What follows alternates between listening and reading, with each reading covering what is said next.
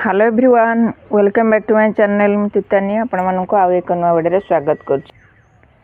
आम आज जाना पियाज चोपारे केमती फर्टिलाइजर करवा आउ से गछ पई केते उपकार आउ केते हेल्दी जेकोसी पोक मानक पई ये कौन काम करिवो चलंतु से विषय जानिबा।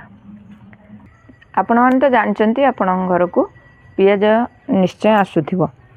रोसई घरे पियाज अवेलेबल थाए।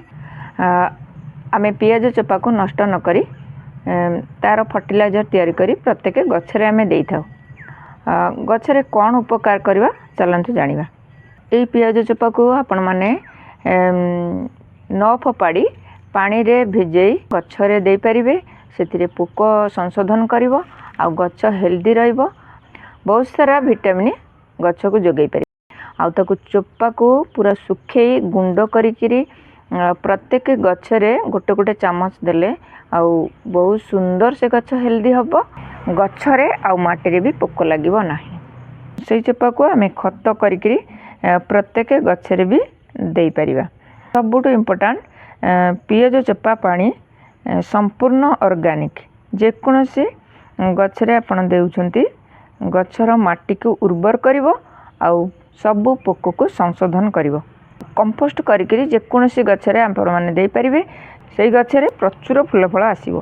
पियाज चोपा एमिति गोटे काम करिथाय जेतेबेले पियाज चोपार पानी गछरे स्प्रे करूछंती सेतिरे न्यूट्रिशन ओ NPK micro nutrition calcium boron zinc बहुत सारा मिनरल भी एथरे अछि। एही पियाज चोपार पानी गछरे देले गछ हेल्दी रहइबो ग्रोथ करिवो ब्रांच आसीबो आउ स्पीड रे मध्य बढ़िबो। एभली पियाज चोपा को 24 घंटा पानी रे पकई तार लिक्विड की बोतल रे रखि परिबे आ प्रत्येक गछरे देई परिबे। ए पियाज चोपार पानी को छोट छोट चारा रे ए पानी के देई परिबे। एमती प्रत्येक गछ जो लगेचंती सबु चारा रे एमती देई परिबे। ए गछ पई न्यूट्रिशन काम करिवो। 4 दिन परे जो फर्टिलाइजर आपण मानकर तयारी हैला से बहुत गाढ़ा हो जाय थाए जा फल कि आपको जेतिकी फर्टिलाइजर नेबे 3 सेतिकी पानी दे प्रत्येक फूल फल परिवा गछरे स्प्रे करि परिबे। कारण ये बहुत सारा आधरे न्यूट्रिशन आसी जाय थाए सेति पई कि छोट छोट गछ संभाली पारेनी। तेणु ताकू 3 गुणा पानी पुरेकरी गछरे दे परिबे आउ फूल फल गछरे दे परिबे जा फल कि संपूर्ण ऑर्गेनिक कौन सी गछ साइड इफेक्ट पकेइबो नाही। आपण माने ध्यान देबे ए जो फर्टिलाइजरटा आपण माने दउचंती ताकू छाणी करी देबे जा फल कि गछरे फंगस लागिबो नाही। कारण से खदड़ा टिके रहिले गछरे फंगस पळे आसीबो आउ स्प्रे बोतल मध्य नष्ट होई जिवो। तेणु सबुड भलो आपण माने छाणी करी गछरे देबे स्प्रे करिवे। जेतेबेले एई फर्टिलाइजरटा आपण माने दउचंती माटी की खुसई करी देबे आउ माटी सुखिला परे एई फर्टिलाइजरटा देबे। फर्टिलाइजरटा आपण माने दउचंती सखाळ ओळी दियंतु नले संध्या रे दियंतु। ए बहुत सुंदर गछ पई काम करिवो।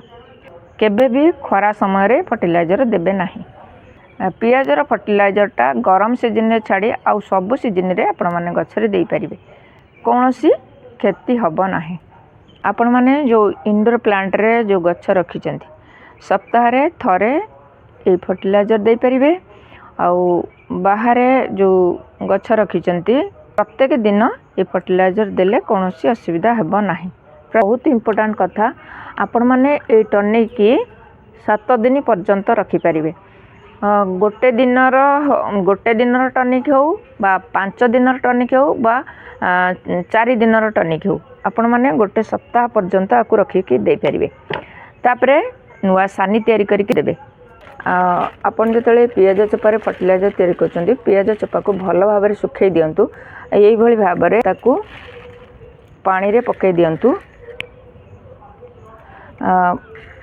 एमती पानी रे पकै कि गोटे दिन रखि दियंतु आउ सेई पानी की प्रत्येक छोट छोट गछरे दियंतु। आ ये पानी जो 3 दिन हो गलानी 3 दिन पानी की आपण माने सबु फल फूल गछरे दे परिबे। आपण माने ए जो फर्टिलाइजरटा देथिबे प्रत्येक गछरे 15 दिन पर्यंत आउ कौनसी फर्टिलाइजर देबेनी कि सीविड देबेनी कि कंपोस्ट देबेनी 15 दिन पर अन्य खत दे पारे कारण ये हूँ संपूर्ण ऑर्गेनिक जहाँफल कि ये धीरे धीरे 15 दिन पर जा ये कम करें यही सब जिनिस को ये भाव में कार्य लगातु आउ बहुत सुंदर गछ को हेल्दी रखु आउ मोर ये छोट वीडियोटा जब आपण मानक भल लगी थाए ताले लाइक कमेंट शेयर करेंगे आ मो चैनल जदि आपण मैंने नुआ देखुंत ताल गोटे सब्सक्राइब करेंगे आज ये पुणी आसबि आउ एक नुआ वीडियो नुआ टॉपिक सहित से पर्यंत गछ लगाता भल था जय जगन्नाथ।